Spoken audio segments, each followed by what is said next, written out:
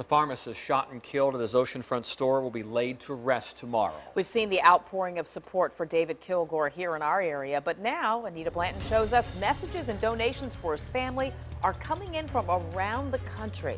Yeah, Nicole and Tom, great to be able to do this story today. A tragedy of this magnitude that took the life of David Kilgore is always heartbreaking.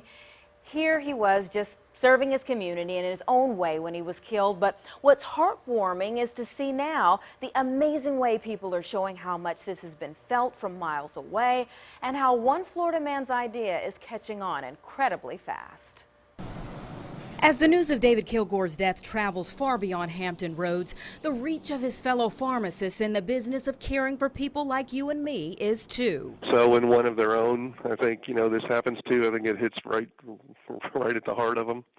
And they all know that, this could happen to anybody, just the way the world is today. Wednesday, Steve Wupker, the president of Transaction Data Systems that makes the computer system used in 4,200 independent pharmacies like Kilgore's own Beach Pharmacy, sent this email out saying what has happened this week is obviously a senseless tragedy that no words can really describe effectively. But one thing I'd like to try to do is to reach out and see if all RX30 users might be willing to send a $20 contribution to David's family so that I might be able to present it to them in a few weeks.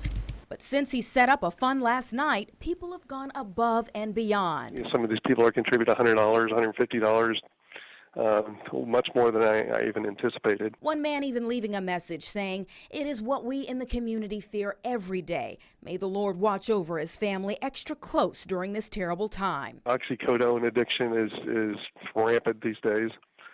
And anything labeled with pharmacy on it is almost like a target. Wupker says usually he'd send flowers, but thought maybe this time they could do more. Independent pharmacy is a very tight-knit group. They all, for the most part, there's a limited number of pharmacy schools, at least there used to be, and, everybody in some way or another knows each other. Many have never met David Kilgore face to face. Some won't have the chance to leave mementos at makeshift memorials at his pharmacy's doors. But $1 at a time, they're showing how much they care. You could see where it was when we edited this piece at $12,000 and some odd dollars.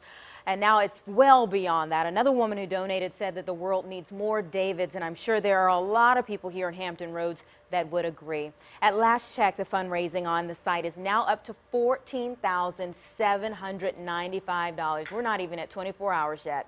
David Kilgore's funeral is tomorrow at First Baptist Church of Norfolk on Kempsville Road at 3 p.m.